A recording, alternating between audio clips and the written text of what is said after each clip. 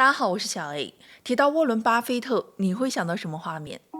在大多数人的印象里，他是个永远笑眯眯、每天喝5罐可乐、吃麦当劳的慈祥老头，也是在股市里战无不胜的投资传奇。但是你敢信吗？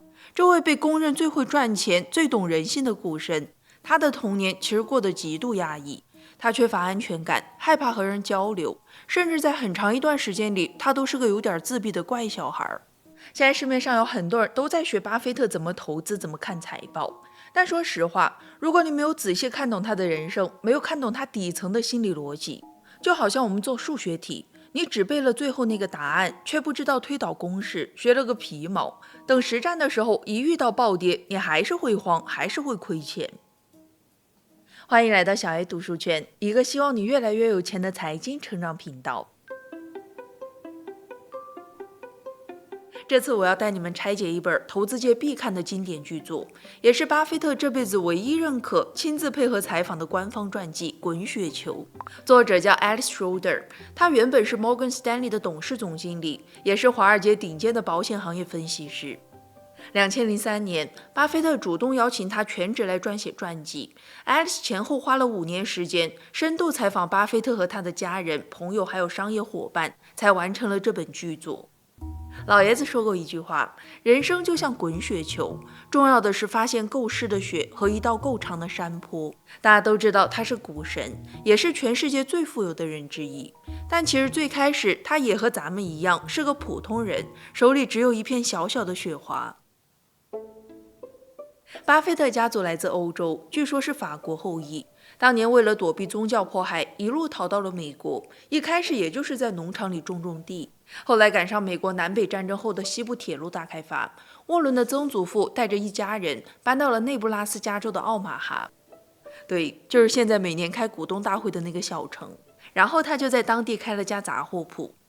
1915年，巴菲特的爷爷 Ernest Buffett 继承了这家杂货铺，并把店从市区搬到了郊区。据说这位老爷子特别抠门，甚至有点刻薄。他给家族定下了一条铁律：花的永远要比赚的少。巴菲特和芒格小时候都在这家杂货铺打过工，每天工作时间超级长，累得半死，但爷爷给的工资却低得令人发指。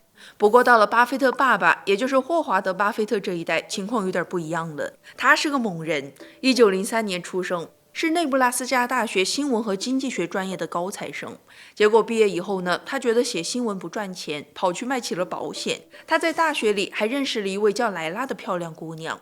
莱拉的父亲在老家有一家报馆，自己办了一份报纸，两家人也算门当户对了，所以很快就结了婚，在奥马哈安了家。霍华德是个坚定的共和党铁粉，他非常乐观，坚信美国的经济会一直繁荣下去，所以他一拍脑袋，决定要投身金融圈。他在当地一家银行找了个股票经纪人的工作，每天西装革履，意气风发。然而，一切美好都是幻觉。1929年10月29号，美国迎来了历史上最恐怖的黑色星期二，美股彻底崩盘，道琼斯指数跌得连裤衩都不剩，大萧条的噩梦正式降临了。就在股灾爆发的第2年，也就是1930年8月30号，沃伦·巴菲特出生了，和我一样是个处女座。他是家里的老二，上面有个姐姐 Doris， 下面还有个妹妹 Bertie。当时的环境有多惨呢？霍华德工作的银行在大萧条的冲击下，1931年直接破产倒闭了，市面上根本找不到任何工作，全美国有1/4的人失业。巴菲特一家彻底断了经济来源，穷得连饭都快吃不上了。无奈之下，霍华德只能厚着脸皮去杂货铺找他的父亲，也就是巴菲特的爷爷，希望能给他个活儿干。可当时爷爷的店也快揭不开锅了，但好在老爷子承诺说，我不会让你们家饿肚子，但我也没钱给你发工资，你们吃的东西我要记账，你以后要还给我。所以霍华德只能另谋出路了。他做出了一个很另类，甚至有点疯狂的决定。在全美国都没人敢提股票这2个字，金融界一片哀嚎的时候，他居然拉着朋友合伙，自己开了家股票经纪行。但他很聪明，走的是保守路线，只卖当时市面上最安全的资产。这时候的世界已经彻底陷入恐慌了，越来越多国家脱离金本位，一批又一批的银行宣告破产，大家都不敢把钱存银行，到处寻找避险资产。结果，你猜怎么着？霍华德卖的政府债券刚好完美契合大众对安全的需求，客户排着队找上门，拿着现金求霍华德把债券卖给他们，生意竟然红火了起来。在那个很多人连饭都吃不上的年代，父亲靠着敏锐的商业嗅觉，让小巴菲特一家还过上了比较宽裕的中产生活。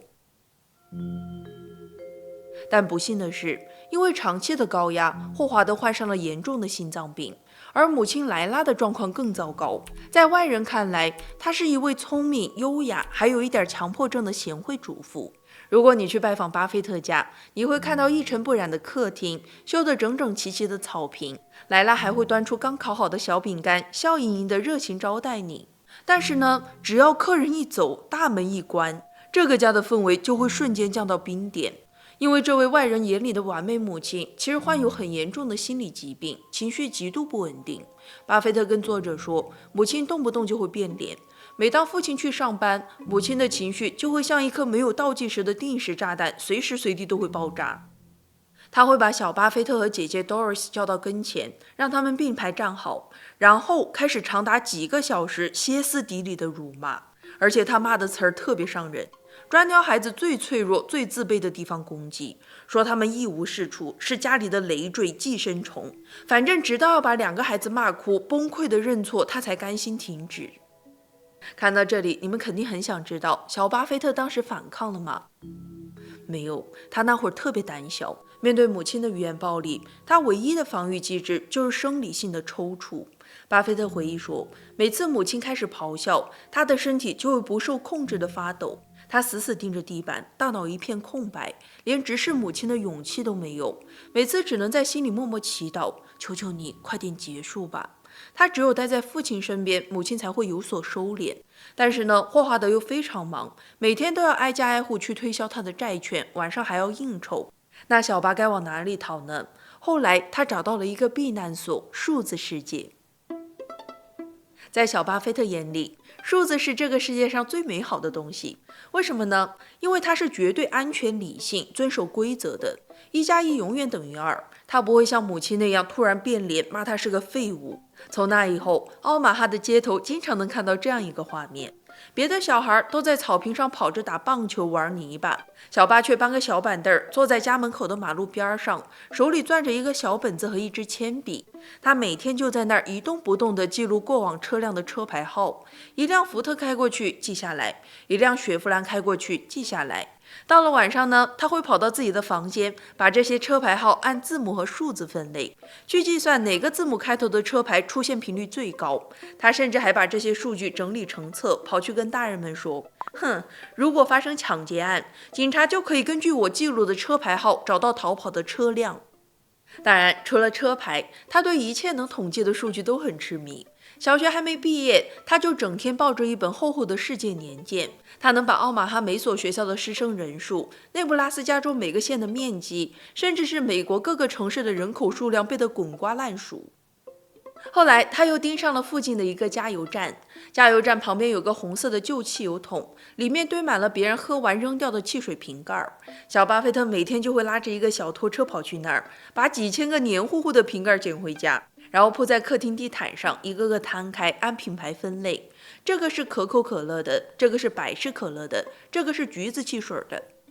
经过一番分类统计，这个几岁的孩子得出了他人生的第一个商业调研结论：在所有饮料里，可口可乐的瓶盖最多，它的销量最好。其实当时他做这些也不为别的，只是因为在计算统计的时候，他可以沉浸在自己的世界里，不用去面对母亲的暴怒。那在这个令人压抑的家里，如果说还有一丝光，那就是巴菲特的父亲霍华德了。他和妻子完全相反，他温和、正直、克制、自律，而且极具道德感。每当家里爆发战争，母亲开始歇斯底里发飙的时候，霍华德总是默默承受。他试图用自己的平静去中和妻子的疯狂，尽可能把孩子们护在身后。对于小巴菲特来说，父亲不仅是保护伞，更是他通向另一个神奇世界的引路人。每到周末，他最期待的事情就是跟着老爸去奥马哈国家银行大楼的证券公司上班。推开办公室的门，空气中弥漫着淡淡的雪茄味儿、纸张的霉味儿，还有一种让人兴奋的紧张感。墙上挂着一块大黑板，几个交易员正拿着粉笔在上面飞快地写下一串串神秘的字母和数字，旁边还有滴答作响的股票自动报价机，突出长长的纸带。这些就是股票代码和价格。小巴被深深迷住了，因为在家里一切都是混乱的、失控的，但这里一切都是这么有序，充满逻辑。父亲告诉他，那些黑板上的数字不是随便乱写的，它们代表着远方的钢铁厂、铁路局、纺织厂和煤矿。小巴虽然还看不懂背后的商业逻辑，但他本能地感觉到，这里就是我的主场。而且父亲从来没有把他当成一个啥也不懂的小孩，他会耐心地给儿子解释什么是股票，什么是债券，什么是利息，甚至还专门给他准备了一个小小的账本。在父亲的庇护下，小巴内心的恐惧逐渐被另一种强大的渴望取代，那种渴望叫做搞钱。这个早熟儿童隐约明白了一个道理，在这个世界上，想要摆脱控制，想要获得绝对的安全感和自由，唯一的办法就是实现财富独立，赚很多很多的钱。于是，在父亲的鼓励下，只有6岁的小巴菲特决定开始自己人生的第一门生意。但你以为他的起点很高吗？不，他的第一桶金是挨家挨户去敲门推销口香糖赚来的，而且在这个过程中，他展现出了天才般的商业直觉。有一次，他敲开邻居阿姨家的门，阿姨看着这个小男孩又可爱又可怜，就说：“给我来一片水果口味的口香糖吧。如果是你，是不是马上赶紧就卖了？”但没想到，如此想赚钱的小巴却一口回绝了。所以他到底是怎么想的？我们下集接着聊。